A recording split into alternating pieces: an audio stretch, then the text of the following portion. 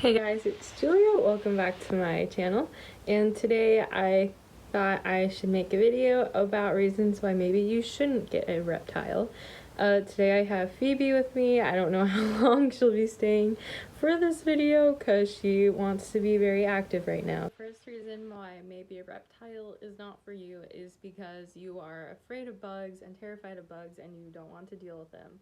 Now, I will say though, that was me at first. I got a crested gecko specifically because they didn't need bugs in their diet, but knowing better now, obviously bugs are great for enrichment, and if your cresty will eat bugs, please offer them bugs. Give them some bugs.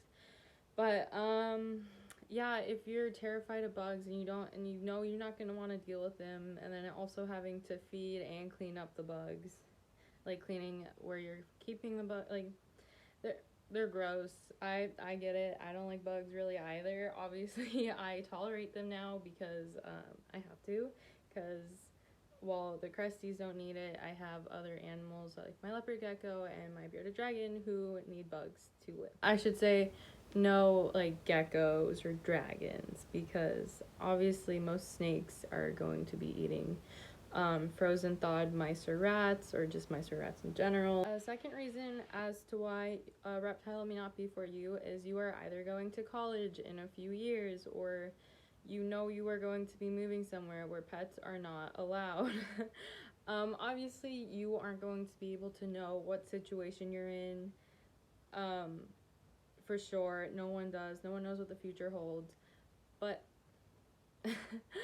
But that being said, if you absolutely know in a year or a few years that you have to go to college or you are going to have to move somewhere, you can't have pets, reptiles may not be for you. Maybe like a hamster or mice. I'm not sure how long mice live. I don't think it's that long. If you know you don't have anyone at your house willing to take care of it, then yeah, maybe no reptile.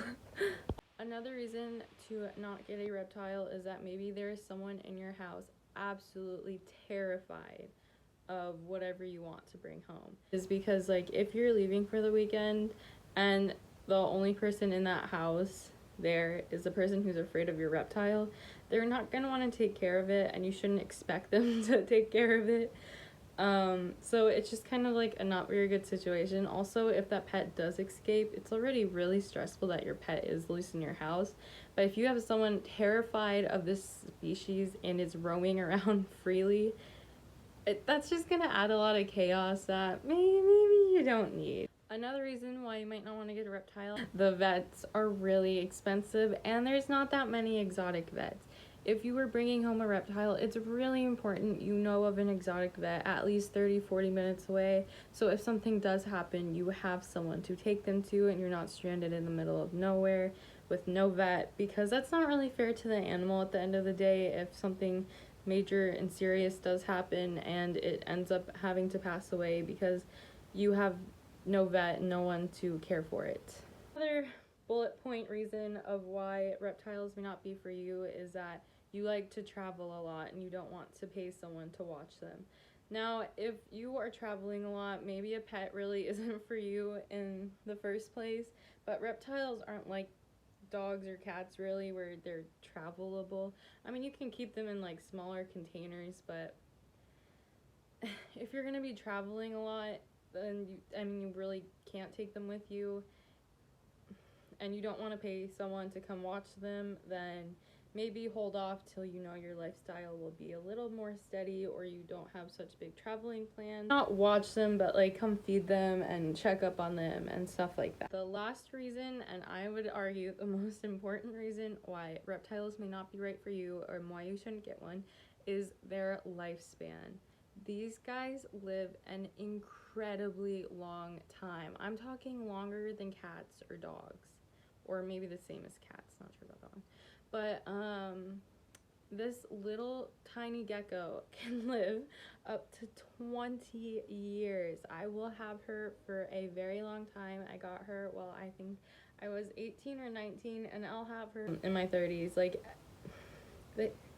they got a long lifespan to live. If you are getting a reptile thinking, oh, well, in 10 years I'll just rehome it if it lives that long, might not be the pet for you. Maybe go with something else or adopt an older animal. I know there's a lot of older reptiles for adoption. You could always look into that, but don't bring home a young baby gecko if you don't plan on keeping it for more than 5 years. Bearded dragons live, I believe their lifespan was 10 to 12 years. That's as long as dog breeds, some dog breeds.